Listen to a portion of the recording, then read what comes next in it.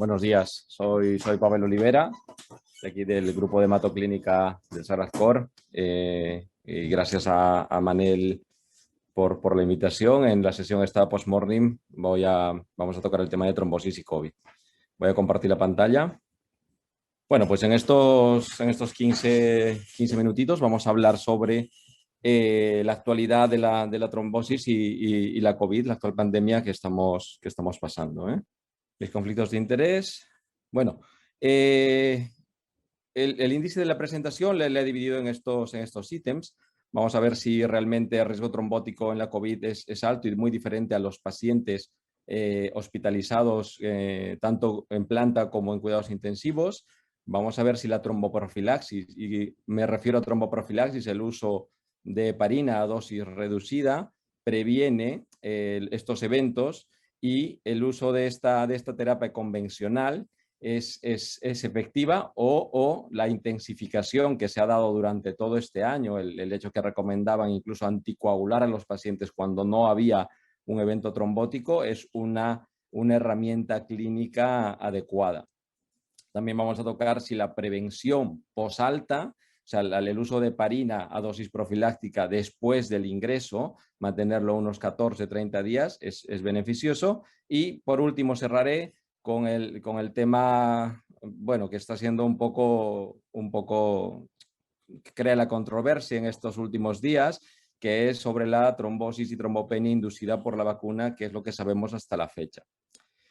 Desde que empezó ya hace un año, hace 13 meses la pandemia, claro, los primeros reportes de los estudios chinos, en este caso de TAM, pues aparte de todo el síndrome de estrés respiratorio y las complicaciones pulmonares, la neumonía, la insuficiencia respiratoria hipoxémica, pues ya describían algunas alteraciones de la coagulación. Tiempos de protrombina largos, o sea, tiempos de coagulación alargados, y marcadores como el D-dímero, y como sabrán, el D-dímero es un marcador de degradación de productos de fibrina, o sea que está elevado cuando hay alta sospecha de que se está formando un trombo, estaban alterados, ¿eh?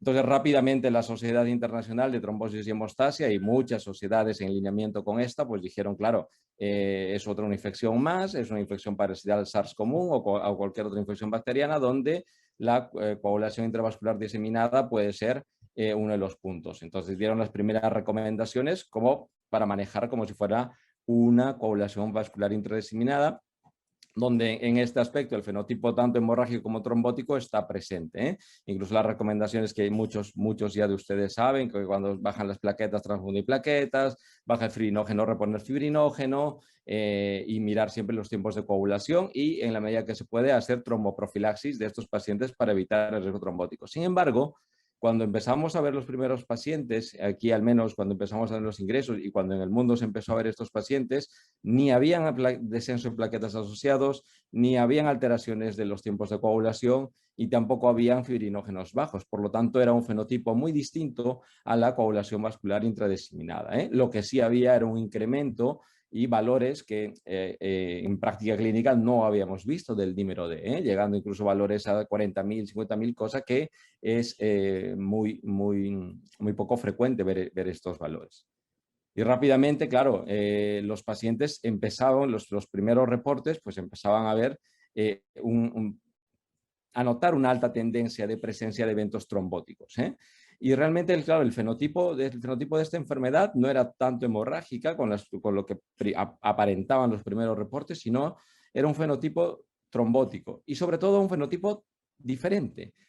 No era la típica TVP que posteriormente evoluciona a un embolismo y causa la embolia pulmonar.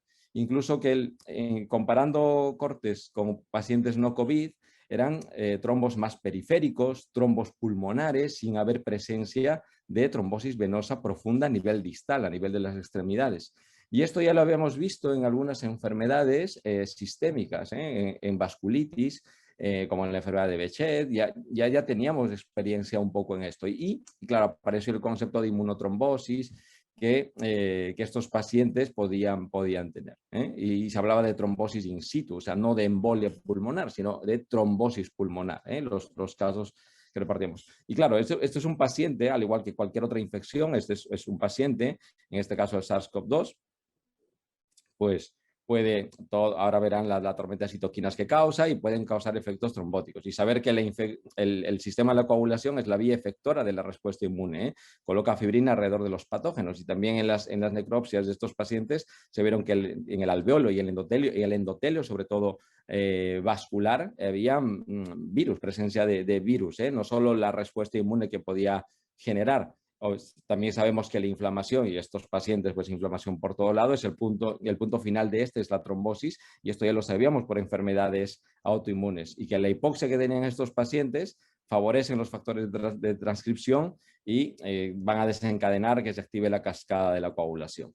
Entonces, ya con más datos de necropsias y en todo este tiempo que ha pasado, pues ya un poco la fisiopatología de estos fenómenos y de por qué esos dímeros D tan altos, pues se explicaba que aparte de la propia lesión que puede causar el virus a nivel endotelial, pues se activaba todo el sistema inmune, tanto celular como humoral, provocando no solo pues, una tormenta, sino un maremoto de citoquinas, que esto va a conllevar a la disrupción del endotelio vascular, con la formación de fibrina intraalveolar.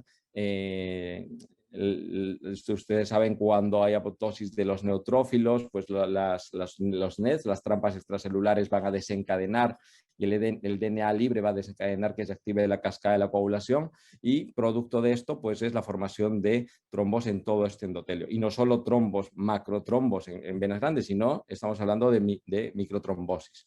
Los primeros casos donde se empezaron a hacer necropsias de los pacientes que incluso estando anticoagulados, y a pesar que las causas de muerte eran por síndrome de distrés respiratorio agudo, por insuficiencia hipoxémica aguda, vieron que estos pacientes, que aunque no se habían diagnosticado de una trombosis y llevaban tromboprofilaxis, o sea, heparina a dosis bajas de prevención, pues tenían trombosis en las arterias pulmonares.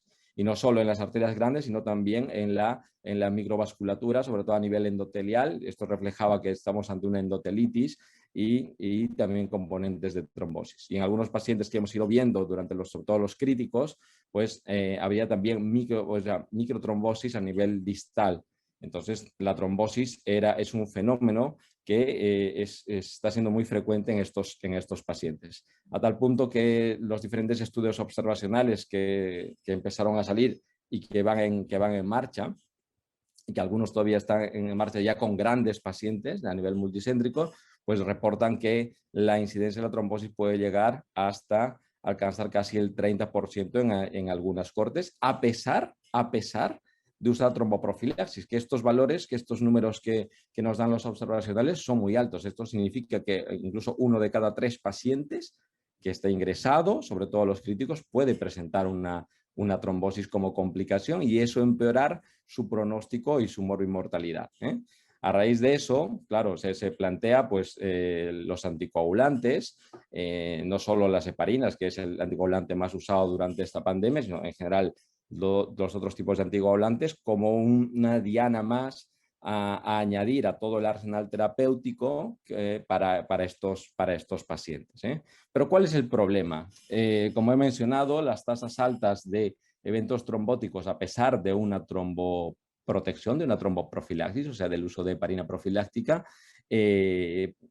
pasaban estos eventos. Entonces, el problema es, nos planteamos si el régimen de tromboprofilaxis es el más adecuado para estos pacientes. Es por eso que al inicio, un poco con mucho juicio, muchas sociedades empezaron a plantear el incrementar esta dosis de prevención a la famosa dosis intermedia, o incluso anticoagular a los pacientes con COVID sin que haya confirmación de una trombosis venosa o de una embolia pulmonar.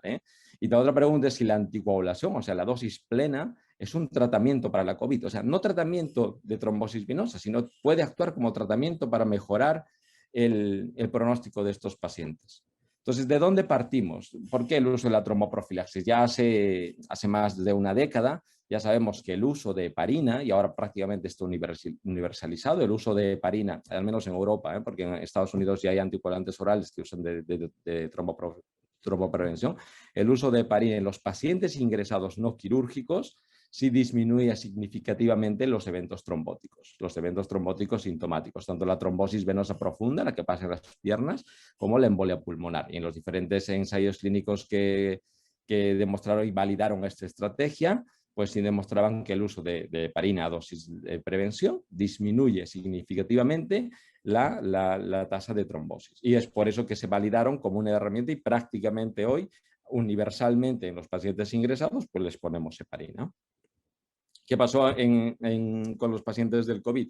Todas las guías más relevantes, las que marcan un poco la tendencia de actuación clínica, hasta enero de este año, claro, se recomendaba la dosis profiláctica de todos, o profilaxis como cualquier otro paciente que tiene una complicación aguda, pero con buen juicio, según las hipótesis partidas de todos los hallazgos y estudios observacionales, pues algunas guías comentaban incrementar esa dosis, incrementar la dosis intermedia, algunas basándose en si el dímero estaba muy alto, porque claro, muchos pacientes críticos presentaban dímeros de ya más de 8 veces el rango superior de la normalidad. Entonces hay algunas que fueron más conservadoras en decir, hasta que no haya datos de ensayos clínicos randomizados y no tengamos los datos, mantengamos la dosis profiláctica habitual, porque el incremento de las dosis en prevención, tanto intermedia como anticoagulante, podría suponer un exceso de sangrados.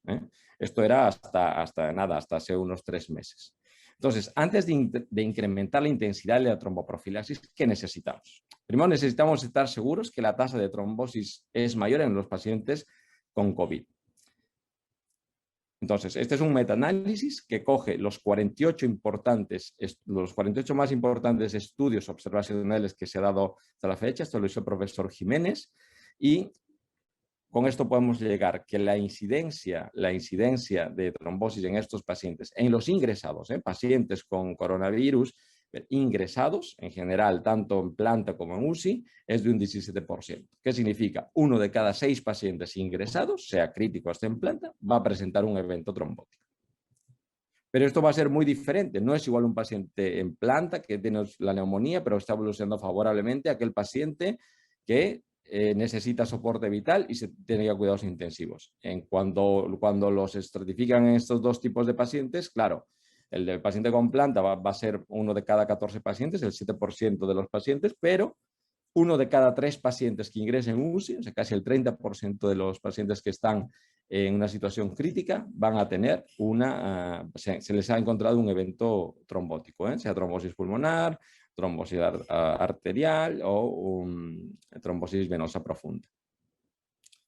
Y obviamente con experiencia significativa. Es verdad, y aquí tenemos que tener en cuenta, que durante esta pandemia se ha hecho mucho más screening. ¿Qué significa? Se ha sido mucho más activo al buscar esa trombosis, porque los ensayos clínicos que os mencioné donde validaron la tromboprofilaxis eran de trombosis sintomática. ¿Qué significa? Un paciente ingresado, le dolía la pierna, le hacían la eco, pues ese se consideraba el que había hecho la trombosis. Pero a partir de julio, casi todos los clínicos hemos sido muy proactivos, porque esos niveles progresivos y esa elevación progresiva del dímero D nos llevaba a ser muy proactivos en buscar esa trombosis, aunque sea asintomática. Si no había edema en la pierna, no había dolor en la pierna, si no había tanta hipoxemia, pero el dímero D muy elevado, incluso hemos sido muy activos en hacer pruebas de imagen para confirmar. Y esto un poco, en estos metaanálisis, claro, hemos sido muy activos en buscar esa trombosis. Y a nivel de eventos hemorrágicos, vemos que la dosis intermedia o la dosis anticoagulante, o sea, intensificar esa profilaxis, obviamente con mucha razón, lleva a un aumento de riesgo hemorrágico. Luego, ¿hay un micro abierto, creo? Sí. Luego, ya tenemos ensayos clínicos o algunos resultados de ensayos. Resultados de ensayos clínicos. ¿Hay un micro abierto, por favor? Vale.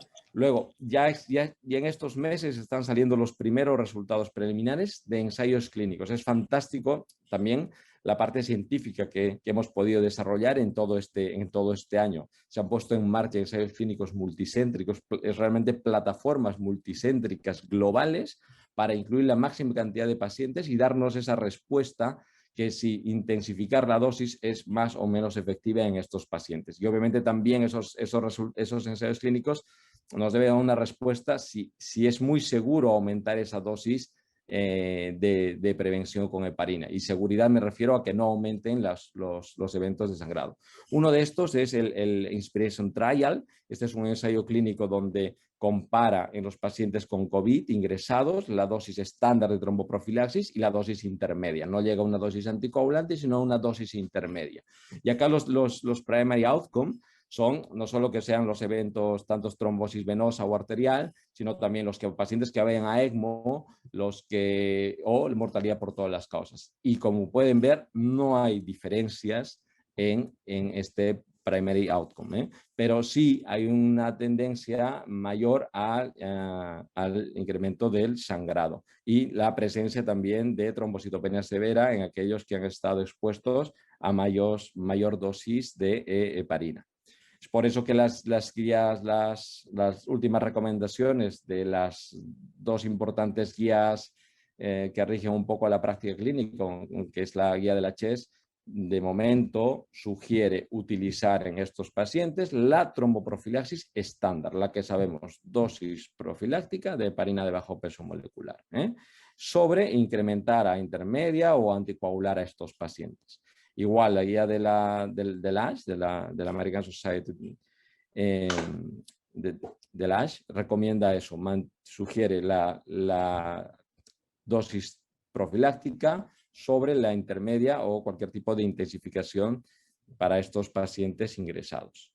Y nada, reciente, hace 2 semanas se reportaron resultados preliminares de esta multiplataforma de ensayos clínicos randomizados, donde vieron y compararon la dosis anticoagulante, o sea, la dosis plena de anticoagulación versus la dosis profiláctica. Y son estudios que han incluido un número importante de pacientes en un corto periodo de tiempo. Son los ensayos ATTACK, RIMAP y ACTIVE-4, donde el principal endpoint no fue si pasa una trombosis o no. El principal objetivo de estos estudios fue determinar cuántos días queda libre antes de que el paciente pueda necesitar soporte vital.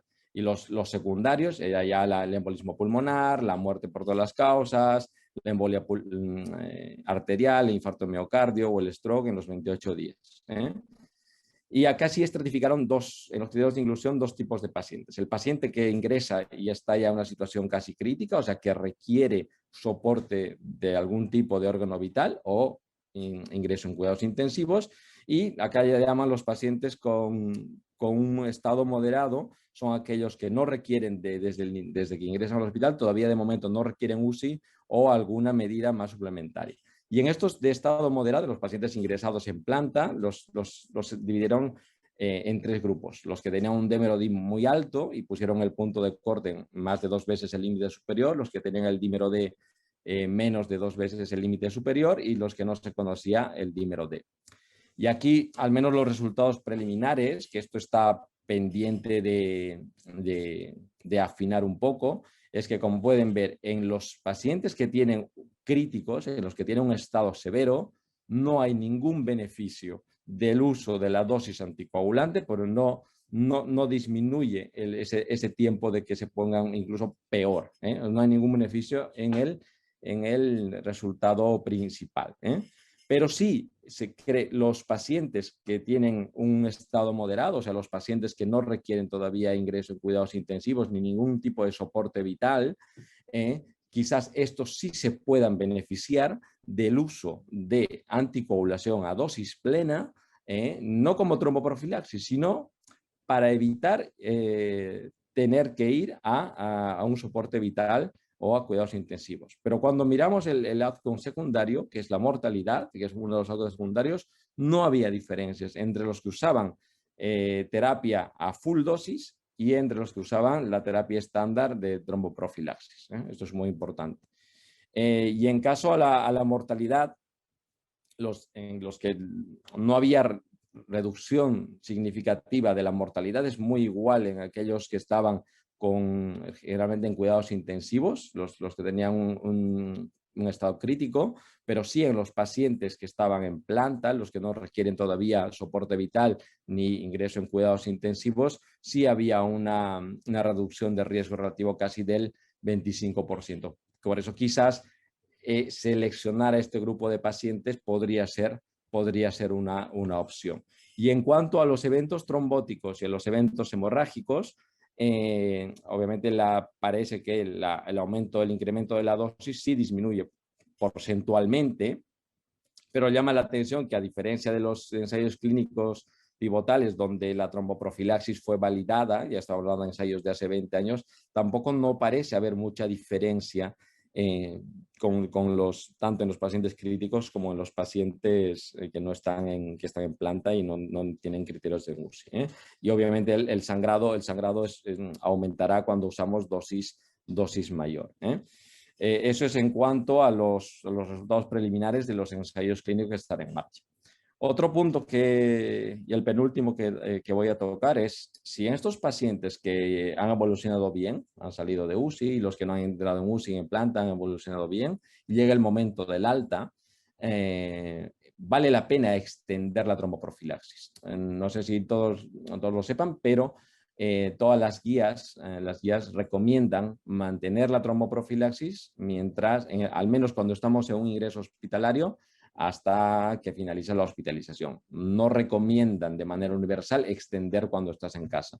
Pero esto es muy discutible. Es más, en los últimos años antes de pandemia ya se estaba mirando porque casi podemos rescatar hasta un 30% de pacientes que van a presentar un evento trombótico después que se van del hospital. Entonces hay que identificar bien a ese paciente que sale del hospital y se va a beneficiar de extender el uso de heparina a dosis profiláctica. Esto es antes de la pandemia, ya se hablaba de adaptar e individualizar los riesgos de los pacientes. Como ya inicialmente la incidencia de eventos está aumentada por la infección por SARS-CoV-2, la incidencia de trombosis, muchos scores clínicos se utilizaron para valorar si podemos extender en los pacientes al menos que ingresan, tienen un ingreso hospitalario. Hay un score que quizás es el más validado de momento hasta ahora,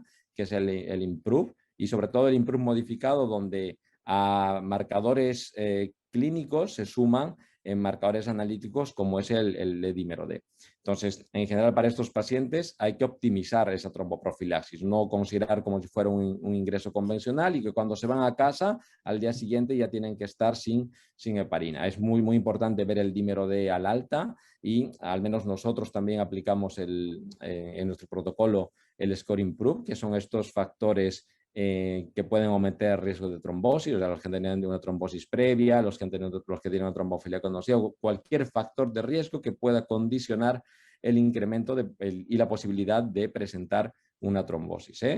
Los ingresos en UCI, la inmovilización más de 24 horas, la edad mayor de 60 años, todos son factores de riesgo que van a aumentar la posibilidad de tener una trombosis. Esto sumado al dímero D parece que estratifica muy bien a esos pacientes que se pueden beneficiar de darles heparina al alta, unos 14, algunos 4 semanas, algunos 6 semanas, dependiendo, porque no es igual un paciente que está 50 días en UCI y sale totalmente miopático y cuando se va a casa todavía no puede deambular, pues en ese tiene sentido, obviamente, alarga la tromboprofilaxis a alguien que solo ha ingresado 3 días de una neumonía muy leve, con una buena evolución y que quizás al día siguiente en casa ya puede deambular de manera perfecta. Hay que individualizar y las sociedades un poco en esta tendencia sí recomendarán a algunos extender, al menos la Americana de Cardiología, eso, valorar 45 días, sobre todo en aquellos pacientes que han estado en estado crítico, y la Sociedad Española de Trombosis y Hemostasia, pues eso, entre 1 semana y 10 días. En general la recomendación es eso, deambulación precoz. También mucho recordar que en la primera, segunda oleada, pues el confinamiento no nos ha dejado deambular adecuadamente y nosotros al menos y muchos otros grupos a nivel internacional utilizaron el score IMPROVE modificado para para estratificar y para seleccionar los días que debe llevar el paciente cuando sale el alta, de acuerdo a los scores que salga. Si es un score muy elevado, incluso hasta 4 semanas, y si son neumonías muy leves que han estado solo 3-4 días ingresado, pues una semana posterior al alta hasta que mejore la movilidad. Y por último, el tema que está siendo controvertido, y sobre todo ahora que viene también la vacuna de Janssen, que es la misma tipo de fabricación que la de AstraZeneca, es un adenovirus, es este fenómeno que es la trombosis y trombocitopenia inducida por la vacuna, que le han bautizado como VITT. A lo que hasta ahora se sabe que es un fenómeno muy parecido a lo que es la trombopenia inducida por heparina, o sea, un fenómeno autoinmune. Y dentro de todo este fenómeno de las trombopenias inducidas por heparina, pues ya los últimos reportes, de hace 2 semanas, ya introducen a la VITT como parte de este grupo de efecto autoinmune. ¿Y esto por qué?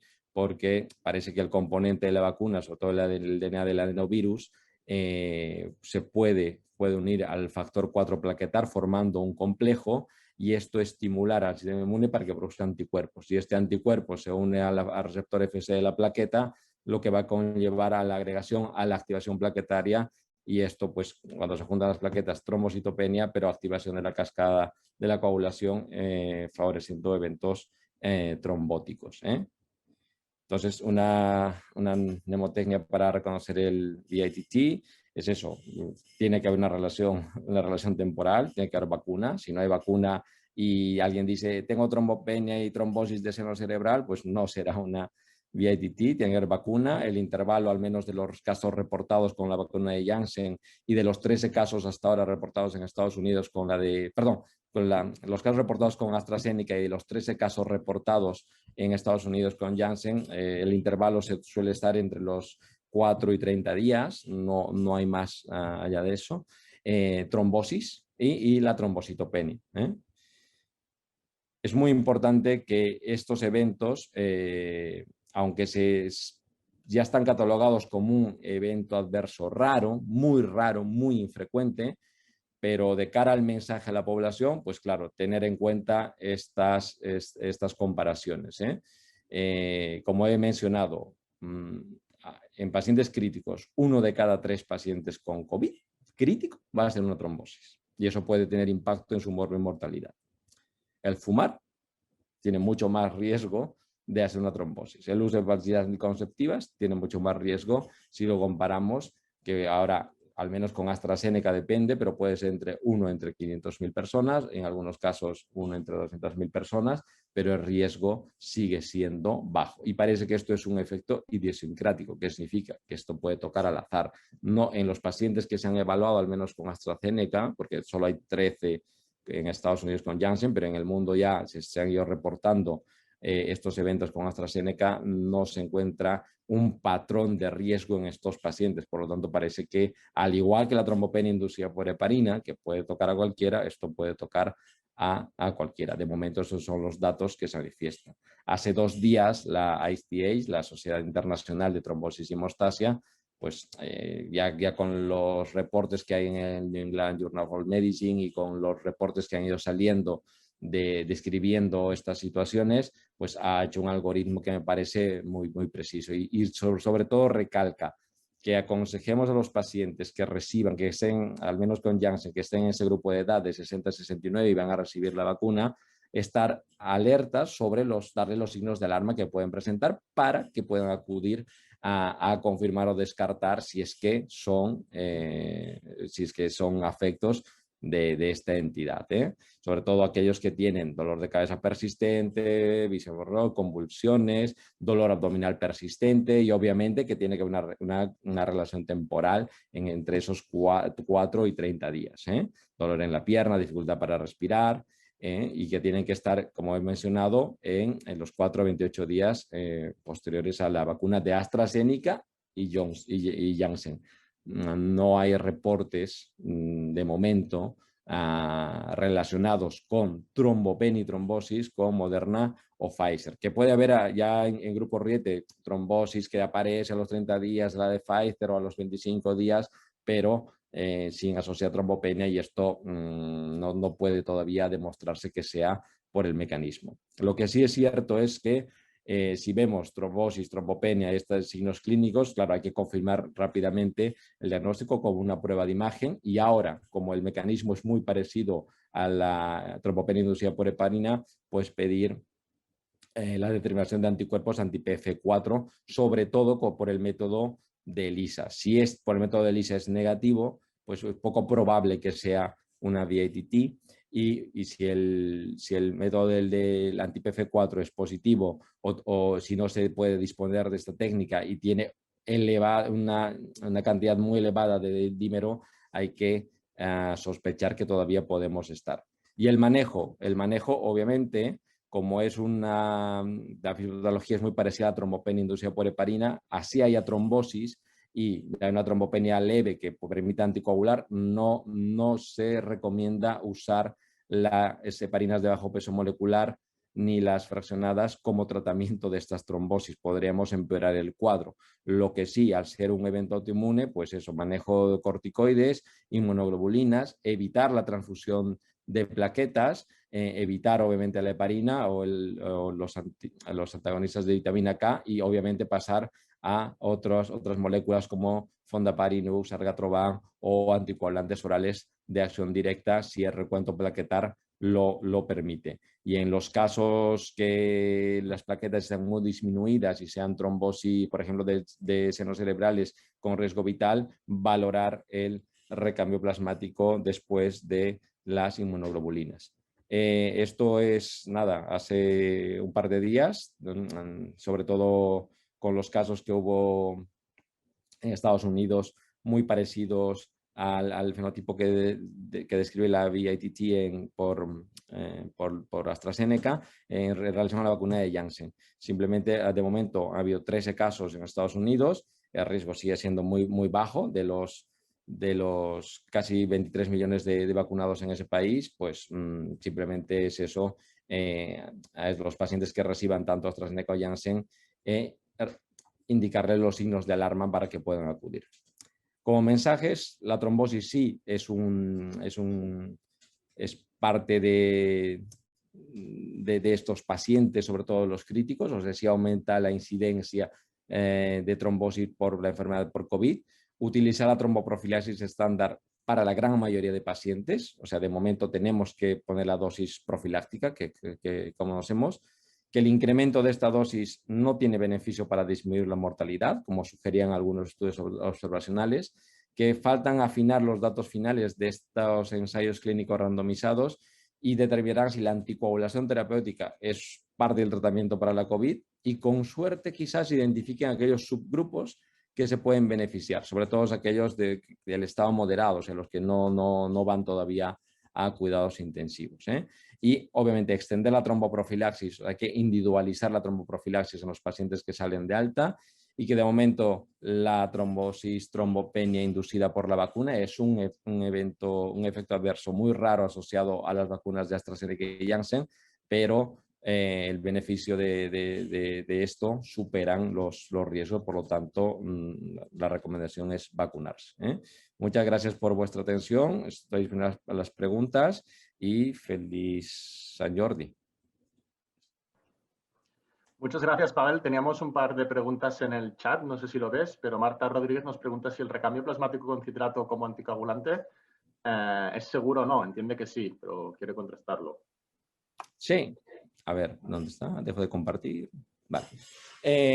Sí, porque también hay un fenómeno que es, tú sabes, con EDTA, que puede incluso agregar más plaquetas. Entonces yo creo que sí. Hay pocos datos, hay pocos datos de esto, pero yo creo que sí es seguro. Esto generalmente Marta, que está más dedicada al soporte transfusional y al recambio, pues esto de momento yo creo que sí es seguro. ¿Podría hacer una pregunta? Sí. Sí, Vale, María mira, José. hola, gracias. Muy interesante la charla.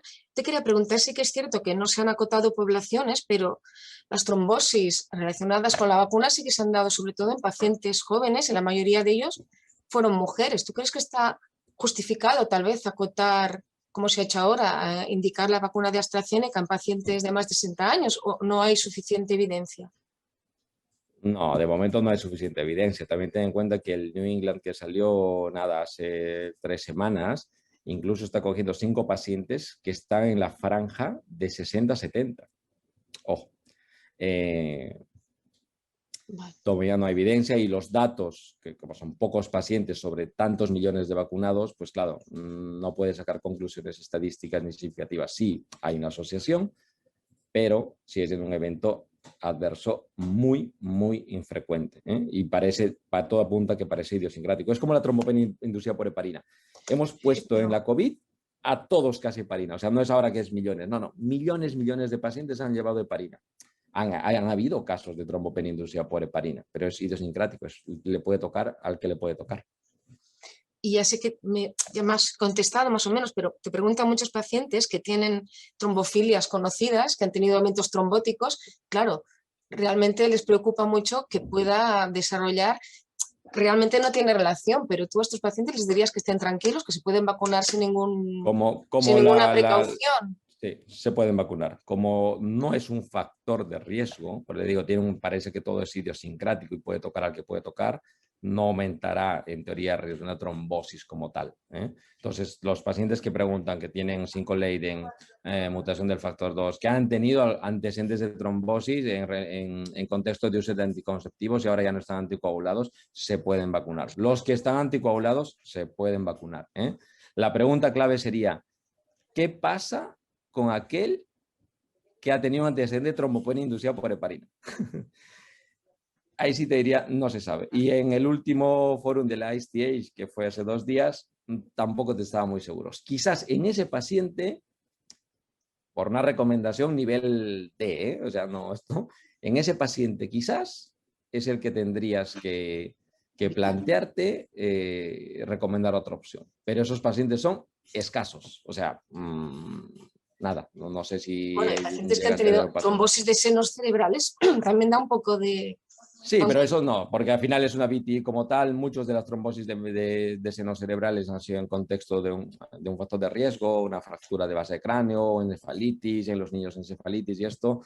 Y también la trombosis venosa de senos cerebrales es muy infrecuente cuando hablamos de enfermedad trombólica venosa. Más la trombosis en miembros inferiores, la embolia pulmonar y la trombosis de senos cerebrales de toda la enfermedad trombólica venosa no llega ni al 5% de eventos. Entonces, claro, son pacientes muy seleccionados, que en estos tampoco les diría no te vacunes. Pero mi duda sí surgiría en aquel que ha tenido un antecedente de trombopenia inducida por heparina. Ahí tendría una duda. Muchas gracias. Tienes una pregunta en el chat por responder, Pavel. ¿Vale la pena dar aspirina a estos pacientes? ¿A Buena las pregunta. personas que vas a vacunar? No, a la vacuna no. Yo pensaba que me decían de la aspirina a los pacientes COVID No sé exactamente ingresados. lo que pone el chat, pero... Vale, como profilaxis en la vacuna, efectos de administrar aspirina, no, ninguna. Vale, y la otra que querías responder tú. Recambio plasmático con citrato, bueno, eso ya lo hicimos. Y Tratamiento con antiagregantes, ¿no? Lo que sí, los antiagregantes, hay justo esta plataforma de estos 3 grandes ensayos multicéntricos, aparte de la anticoagulación, hay otros grupos de antiagregación, o sea, sumar a la profilaxis aspirina o un inhibidor de P2Y2, el clopidogrel, y estos resultados todavía están, no sean ni siquiera preliminares, nada, pero la tendencia y los rumores es que quizás esto sí puede aportar un beneficio en mortalidad en los pacientes críticos. Y esto está por confirmarse todavía, ¿eh? Pero quizás allí sí hay el beneficio de... Es más, nosotros algunos pacientes críticos hemos recomendado el uso de tanto la profilaxis como aspirina en algunos, en algunos. Sobre todo si tienen enfermedad coronaria, antecedente de enfermedad coronaria o que tengan pues, mucho riesgo de enfermedad arterial, ¿eh? ¿Podría deducirse que aquellos que hayan recibido heparina en algún momento y no hayan tenido ningún problema, y no hayan desarrollado una trombocitopenia inducida por heparina, podrían recibir la vacuna con absoluta tranquilidad porque no tienen este factor anti-PC4? No, deducir no puedes, ¿eh? Porque incluso hay algunos pacientes que han recibido una primera vez, no han hecho, y han recibido una segunda vez heparina y han hecho el HIT, o sea, la trombopenia inducida por heparina. Ya, pero te digo, son pacientes que vemos eso, una HIT cada 4 o 5 años, ¿eh? Y en hospitales grandes, o sea, me refiero, son eventos poco frecuentes. No podrías tomar esa deducción, porque si no, hay muchos pacientes incluso que han pasado el COVID. En los casos que han decir en Dinamarca eran pacientes incluso que han pasado el COVID, ya han pasado muchos meses, les tocó vacunarse y hicieron esto. Y esos pacientes llevaron heparina como prevención durante su ingreso. Entonces, claro, no puedes deducir esto, ¿eh? Y la última, a coste-beneficio, ¿valdría la pena tener programas de screening de anti-PC4 antes de vacunar a la gente o para el plasma que nosotros vamos a transfundir? A ver, anti-PC4 antes de vacunar no tiene sentido. ¿Por qué? Porque la vacuna genera esos anticuerpos al juntarse con el factor plaquetal 4, hace que se active la inmunidad y genere ese anticuerpo. Por lo tanto, antes de vacuna, pues no tiene sentido hacer un anti-PC4. No, yo creo que no. Simplemente creo que es importante dar estos signos de alarma a los pacientes que reciban la vacuna, porque lo que sí es importante es que si se detecta uno de estos casos, hay que actuar rápido. Y obviamente alguno puede confundir trombosis, un poquito de trombopenia y le voy poniendo heparina y podría exacerbar el caso. Entonces es importante dar estos signos de alarma para que apenas los presente, no importa por exceso, porque por dolor de cabeza van a ir muchos a urgencia, pero como alguna vez les digo a los pacientes, pecamos de exceso y confirmamos al menos que un médico o alguien especialista te vea y descarte esta entidad, ¿eh? Yo quería preguntar, Pavel, felicidades por la presentación, muy útil. Soy Alba. Quería preguntar respecto a la trombopenia, bueno, a la trombosis inducida por la vacuna, diríamos. ¿Sería justificado también en coste-efectividad las personas hacerles, antes de que tengan la trombosis ya, diríamos, un screening de plaquetas? Lógicamente bajarían, ¿no? ¿En qué momento? No esperar a que tengan el dolor de cabeza o hacer el hemograma. ¿En qué momento se ha planteado esto? No, claro, dentro del algoritmo de la ISTH, como has visto, el pool inicial es primero síntomas, o sea, la cefalea y esto, claro, porque son trombosis. Y una trombosis de veno cerebral o una trombosis mesentérica son muy pocas las que son asintomáticas, ¿eh? Si hay síntomas, pues se le hace el despistaje en urgencias, lo que plantea coagulación básica, recuento plaquetar, que es muy importante para ver que estamos ante una VITT, o dímero D.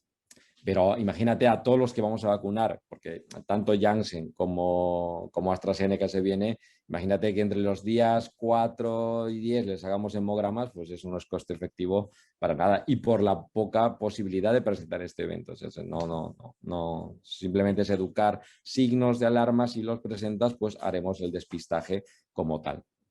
Perfecto. Y la otra pregunta que quería hacerte es que nos hemos encontrado con algún caso, no relacionado, sin vacuna, paciente o persona que ha tenido el COVID y que no ha necesitado un personal sanitario y que no ha necesitado ingreso, pero que al hacerse una analítica unos meses más tarde tiene permanentemente un dímero D elevado, sin trombosis clínica.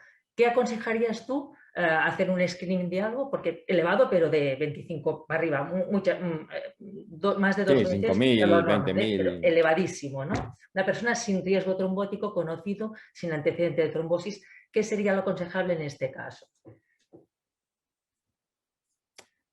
Recordar que la utilidad del dímero D es por su valor predictivo negativo. ¿Qué significa? Un dímero D negativo o en valores normales prácticamente excluye la presión de trombosis. El que sea positivo no te dice si hay o no. Clínica manda. Un paciente que está asintomático, que ya está fuera 3 meses de haber pasado el COVID, no tiene ninguna clínica de disnea, ni de disnea de esfuerzo, ni dolor, no vamos a ampliar estudios solo por tener un dedímero alto. Esa es una gran consulta muy recurrente al comienzo. Claro, al comienzo todos estábamos aprendiendo y seguimos aprendiendo de esta pandemia y claro, 20.000, nunca he visto un dedímero de 20.000 o 40.000 o 45.000 y estaba el paciente a un mes de haber salido del hospital, ya deambulaba perfectamente, totalmente asintomático con el resto de la analítica normal. Algunos hemos ido al vascular o otro especialista o el internista lo mandó al vascular, le mandaba un angiotac, no encontramos absolutamente nada. Y a raíz de eso, claro, dímeros de altos, si no hay clínica, cuando ya está en un estado de alta, no. Otra cosa es ingresado y justo coincide que el dímero D se eleva y empeora la insuficiencia hipoxémica y no se justifica por otro problema pulmonar. Claro, ahí sí tienes que hacer un despistaje de que no te estés comiendo una embolia pulmonar o una trombosis pulmonar. Pero los pacientes de alta asintomáticos, no.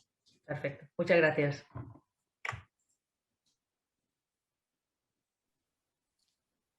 Bueno, vale, chicos. Pues, Pavel, muchas gracias. No sé si hay más preguntas. A ti, Manel.